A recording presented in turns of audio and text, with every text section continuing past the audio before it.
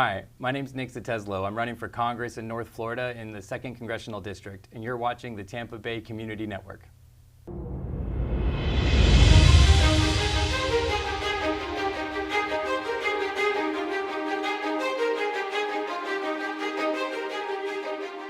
Welcome to Talk to Your Government. I'm Becky Yettaw.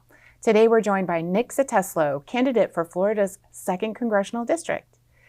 Nic is a Democratic entrepreneur and product manager with over 20 years of experience working across technology, AI, and public policy. He's running on restoring constitutional guardrails, strengthening checks and balances, and rebuilding trust in government. A Tallahassee native, Eagle Scout, and father of two, Nic says it's time for practical, common-sense leadership in North Florida. Nic, thank you for joining us. Hey, thanks for having me here. It's good to be back in Tampa. I went to USF right down the street here, and so it's fun to be back in the area and running for Congress up in North Florida, but always nice to be back in Tampa and talk to folks from a while back, and great to meet you. Thanks for having me. I'm so glad you're here. I'm so glad you're a USF native. We'd love to have that in Congress representing us. Absolutely. What motivated you to run for Congress? Yeah, so I think two big things. The way the government is being handled right now with sort of the incompetence and corruption and all sorts of things going on at the federal level.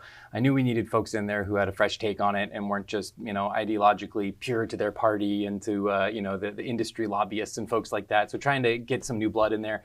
And then also trying to plan for the future, right? And how do we deal with the automation crisis we're facing around jobs, dealing with a lot of the supply chains and making sure we can keep prices low and build homes so that people have places to live that are affordable, and dealing with healthcare, those kind of things, just those standard issue stuff that we've got to fix that we haven't really gotten around to in a long time. I know that you have some interesting things to say about AI, and I know that's like a hot topic, but I kind of want to start there. Yeah. What is your background in AI, and what is it that you're trying to do in Congress about AI? So I started really diving into AI about 5 years ago, just as a kind of hobbyist, and I thought it was really interesting. I thought there was some, the new technology, trying to figure out what this is going to do and how's it going to work. And I was lucky enough about 4 years ago to get funding through organizations nationally to start to figure out how does AI fit into political campaigns, into nonprofits. And that was sort of the limited scope of that work. But it ended up blooming out into a bigger research project around just, what is the power of AI, the ethical use of it with misinformation, national security, jobs and economy. I mean, I really started to understand the scope of what this technology can do and how it's going to impact everything kind of in our lives, or at least that involves a computer, it involves a phone, involves video, images, all those kind of things. And so when I decided to run for Congress, I knew it would be a subcurrent of what's going on, but I didn't think it'd be the main thing. But it's really turned into folks asking a lot of questions about this. It's certainly something that's on the top of people's minds, both from the working situation of their jobs and automating and how it's going to work for new people entering the workforce. What does that look like? And then also for folks just in general, what is this technology? How does privacy get dealt with? How do we deal with bad actors with it, and hacking and viruses and stuff? So all around, I think we've got to have people in Congress who understand this current technology, who understand how it works so that we can regulate it. We don't want to ban it. I'm not an anti-AI person. But I am let's do it in a responsible way and think through things before we just jump in and, sign the bill and go off to the races on that front. Let's make sure we understand what we're doing here. I'm kind of curious. That's sort of what I thought government was supposed to do, was sort of see the future coming and the changes that are happening and make policy or create sort of some sort of structure to deal with it. And I've seen in the past, and I'm thinking mainly of the music industry, when, what was that, Napster came along, and I didn't really see any action at all from Congress. And I guess the idea being that we don't really care because it's the music industry. But this is different. Yeah. And tell me why you think it's impacting people much differently than other things in the past. Yeah, so I'll start with the first thing you were kind of mentioning, that Congress, the problem is they're inherently like reactionary, right? They can sometimes be ahead of the curve on when the worst of an outcome might happen, but they're naturally, you're electing people because of what your current life is like or what you are worried about. Put those people in office, and then they make laws, hopefully to either deal with current problems that are going on or solve, relatively soonish future problems. Congress generally doesn't have a good track record at seeing something that's a little farther out, right? And then dealing with that. We've done it in certain situations. But in this case, I think it's more of a compacting of the urgency of the timeline. When I started working with a lot of the AI researchers and diving into this stuff, they were talking about 10, 15 years down the road, we would need to be ready for mass automation, for mass job loss, for those kind of things. Now that's still 10 or 15 years. It's not very far away from my policy perspective. But in the last year or so, we've brought those timelines down. We're now talking about 12, 18, 24, 72 months before mass automation starts coming in. So the research has gotten much better. They've been able to do things they did not think they were going to be able to do. They've broken through boundaries in the technical space of creating images, creating audio, creating video, that they just really had no idea were going to turn around so fast, right? And so it's not that they didn't think that technology could do it. They just thought we had another decade to deal with it. So I think Congress was just starting to kind of ramp up and get briefed on this and talk to experts, but it's complicated stuff. And if you're talking to an AI researcher, it's hard to understand sometimes what they mean when they talk about the severity of something, because they just don't really speak the same language as policy people. Okay. So I think I have a good ability to bridge that gap of making sure that our policy makers understand the implications of this, the reality on the ground, what it's doing right now and the future. And also from the technical side is, you have to have somebody who understands what the jargon means, what they talk about, to understand what that's going to do in the future. And so that's something where I think I can bring a lot of value to the congressional space in general, but also to the public education space, because there's a lot of places where we just need to talk to people about what this is going to do, be honest about it. There's really good upsides to AI, and there's really dramatic downsides to AI. And we need to balance those, and we need to try and reduce the negatives as much as possible and increase the positives. And that's, hopefully government school in general. We know it's not always, but, if we can get to that focus where we're looking at things from a, how much good is this going to do right now, and then longer term, and then also what is the pain and how do we reduce that pain so that people aren't feeling the negative impacts of job loss and of economic shifts that are probably going to happen, and making sure that we can give a safety net for people. Because right now I'm really worried, like I said, that we're going to automate ourselves into poverty. Florida offers about 11 weeks at $250 a week or so unemployment. That's not going to do it when the call center, I know here in Tampa, it's a big industry, just stops, right? And it's all just automated, or 80%, 90%, talking mass job changes. That's not a retraining program. That's not let's give you a little, boost of unemployment for 12 more weeks. That's a structural thing of how do we deal with folks who are going to either have a lot of trouble and it's going to take a long time, or are just never going to be back in that industry again. Not that they can't find a job again, but it won't be that job, and it won't be something similar to what we have right now. And we need to really understand that and be ready for it. And it's coming quicker, I think, than a lot of people are understanding. Yeah, we were talking about the lady that was a little bit older, and she just didn't get, I think, why you were talking about AI and what it had to do with jobs. Right. I get it. It seems obvious, but maybe those older folks that don't have the kind of knowledge of what's happening in computers, or even they don't even work anymore for a good long time. They don't understand what work is like.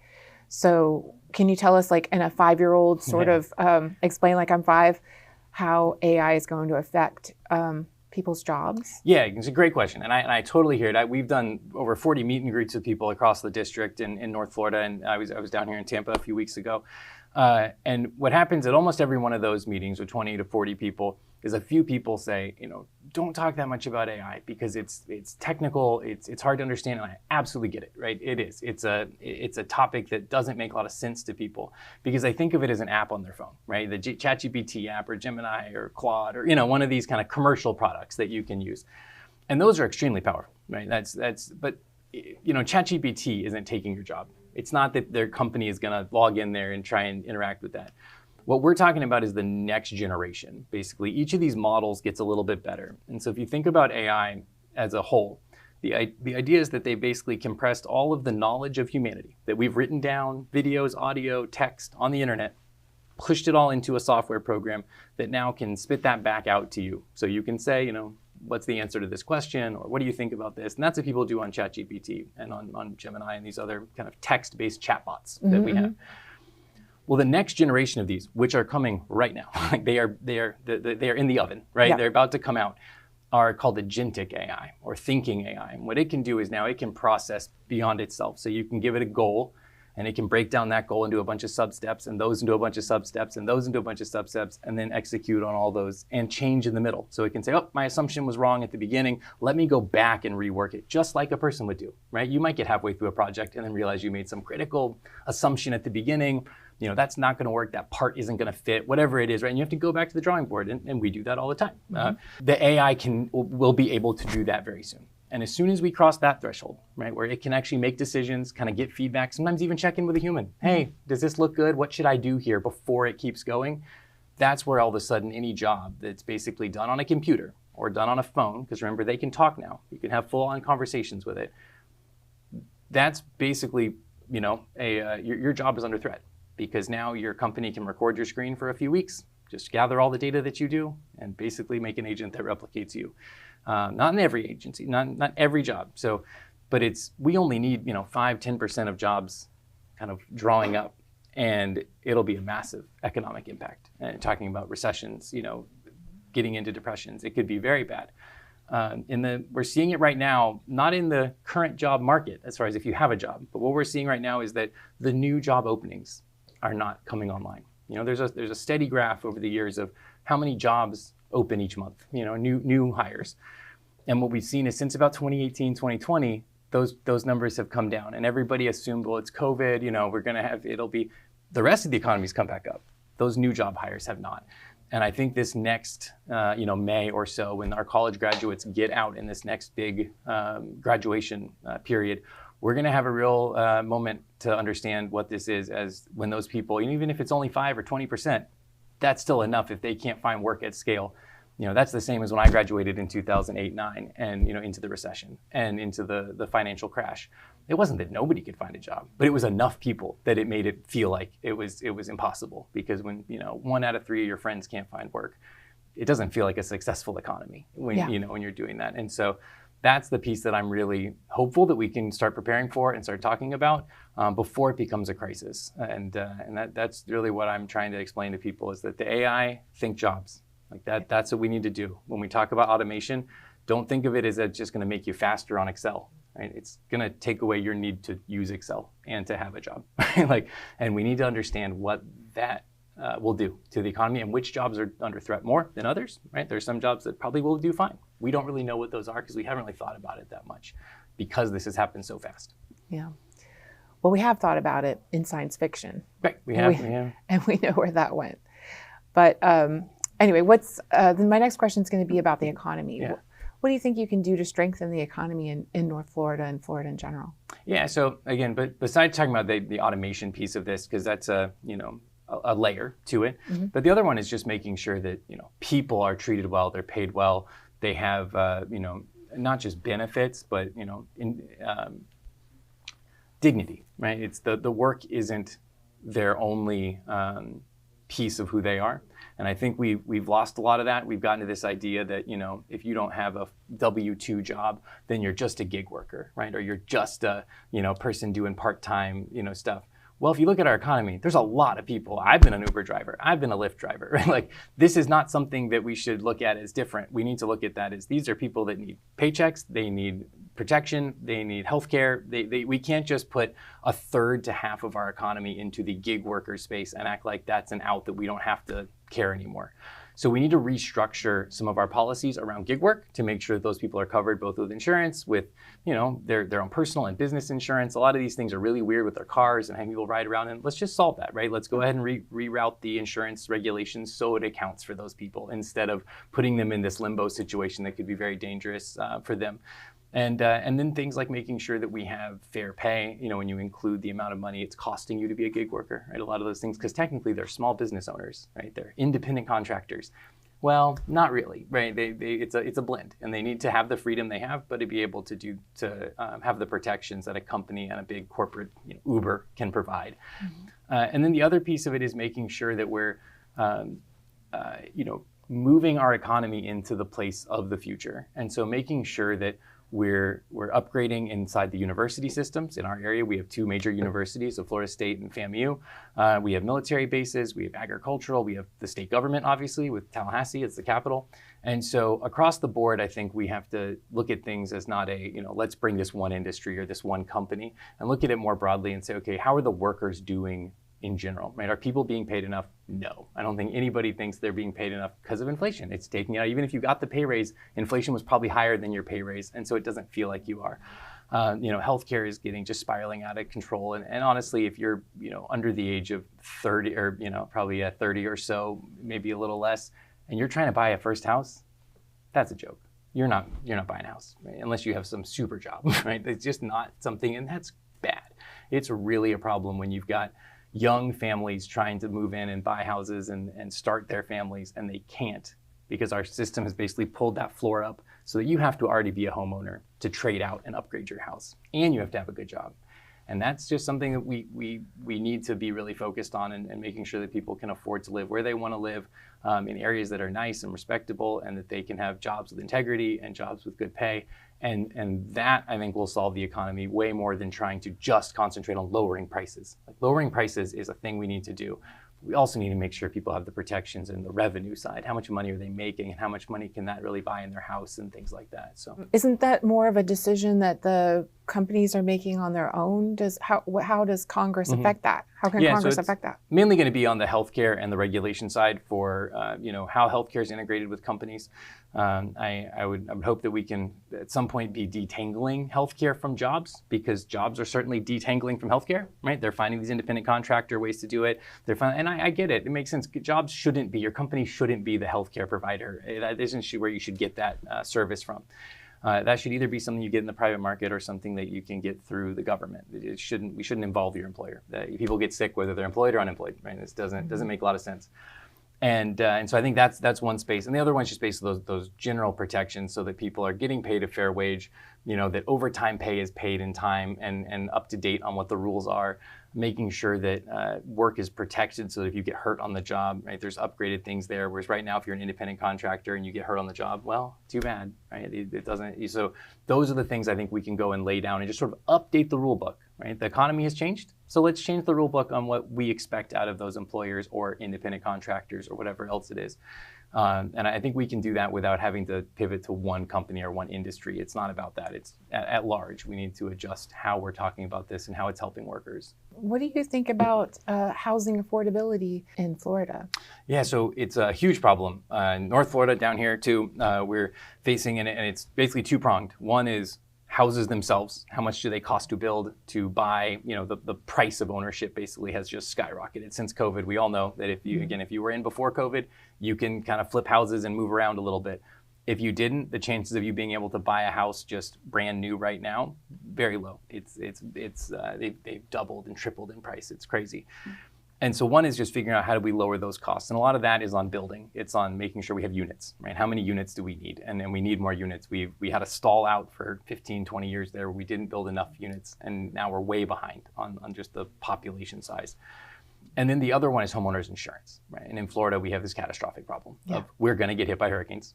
We know that's going to happen. Those hurricanes are getting worse every year. There's more of them. They're higher power than they were. Thankfully, it looks like this year we got out a little bit without any major ones. And we need to be able to insure the homes, make sure people have the ability to have homes, that they aren't just, winging it and figuring out, hopefully a hurricane doesn't come, but that you can actually afford to live in that house. Because when your mortgage is $1,500, but your insurance is $2,000 a month, that doesn't line up. People aren't buying these houses. And it's not because the house price is too much, it's because the insurance price is too much on top of it.